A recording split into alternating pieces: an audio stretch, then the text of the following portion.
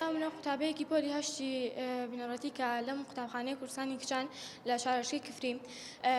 قوتابخانەکەمان داواکارین لە حکوومەت کە بەڕاستی بیناکانی زۆر کاوە لە هەموو ژوورەکانی تێکچوونە لە زستانانە لە زستانانە هەموو کاتە ئاوی لێ تکێت و نە لە زستانانە پێداویستا بێتمانێ بۆ گەرمکەرەوە نە لە هاینانە فێنکەرەوەمان هەیە.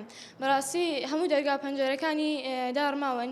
هیوادارین لە حکوومەت کە ئەم قوتابخانەیە یەکێک لە قوتابخانە نمونەیەکانی شارەشەی کفری کە هەموو ساڵێ لە پۆلی نوێی بنەڕەتی قوتابیەکانی نمرەیەکی زۆر بەدەستێنن. قوتابخانەیەکی نمونەیە هیوادارین لە حکوومەت کە ئاور لەم قوتابخانە نمونەیە بداتەوە و کە پێویستە خزمەتی بکرێ.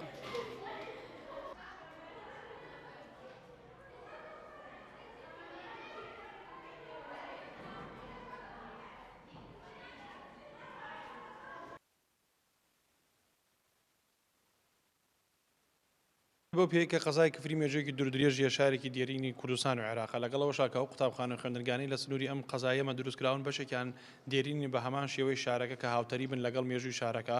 ئەمەش خۆی بۆ خۆی لە ماوەکانی ڕابردوودا ڕێگر بوو لە بەردەمەوەی کە ساڵانە پرۆسی خوێندنی تیادا جێبەجێ بکرێ، بەڵام خۆشبەختانە بەشێکیان نۆژەن کرانەوە، بەڵام لە دوایە نۆژەنکردنەوەش ئەبینین بەهۆی حکومەوەی کە لە ماوەی ڕابردووە بۆی لافا و بارانبارین و ئەو ڕێژە زۆری کە هەرێمی کوردستان و ناوچەکەی ئەمە گرتەوە.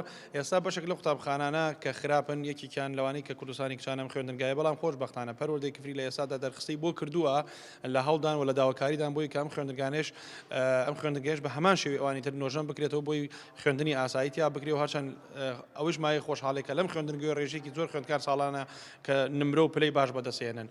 لەگەڵەوەشە کە ئێمە لە ماوەی ڕابردوودا چەند بینایەکی نوێمان هەبوو کە بۆی قەیرانی دارایی لە ساڵی 2014 ڕاگیرابوون لە سنووری پەروەردەی کفری لەسەر داوای پەروەردەی کفری و ئیدارەی گەرمیان و بەڕێبەرایەتی کشتی پەروەردەی گەرمیان داواکرا لە جێگری سەرۆکی حکوومەت کاتی سەردانی بۆ گەرمیان. خۆشبەختانە ئێستاش کارکردن لەوانە دەستی پێ کردووە دووبارە و دوانیشیان تەواو بوو کە ئێستا داوامی تیاکرێ و ڕێژێکی زۆر خوێندکاریان هەیە. تەنها یەک دانێر ماوە کە ئەویش لە ئێستادا کارکردن تیادا بەردەوامە و هیوادارین حکوومەت کار لەسەرەوەی بکە کە ئەم بینایانش کە کۆنن یاخود بڕخێنن دووبارە بینای تریان لەسەر دروست بکرێ یاخود نۆژەن بکرێنەوە بە شێوەیەکی مۆدێرن و سەردەمیانە بۆی کە بتوانین خزمەت بە نەوەکانی داهاتوو بکەین.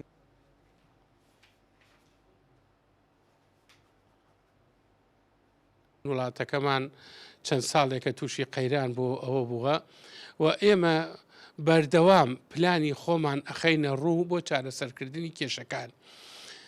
یەک لەوانە لە ڕێگای بەڕێوەبەرایەتی پەروەردەی کفریەوە کە تایبەتە بە پەروەردەی کفری پلانی 4 ساڵیان نردووە بۆ ئێمە 2019 2020 2021 2022 بۆ سەرجەم ئەو قوتابخانانە و خوێندنگایانەی کە پێویستی بە نۆژەنکردنەوەیە.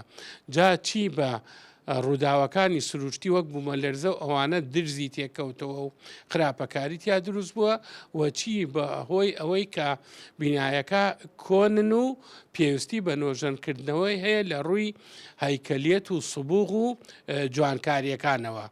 ئەمڕۆ بەڕێوەبەری ژمێریاریم نردووە بۆ وزارەتی پەروەردە بۆ ئەوەی سەرجەم ئەو بینایانەی کە لە هەرسێ پەروەردەکەی کەلار و خانەقین و کفری کە داڕۆخاون و درزیانەیە و پێویستیان بە نۆژەنکردنەوە هەیە لەگەڵ دەرخستەیەکی تەخمینی ڕێکوپێک ئەمڕۆ بە نووسراوی فەرمی گەیاندوێتە نووسینگەی بەڕێز وەزیری پەروەردە پەیمانی داوە جێبەجێ بکات و کاری جدی تێدا بکات.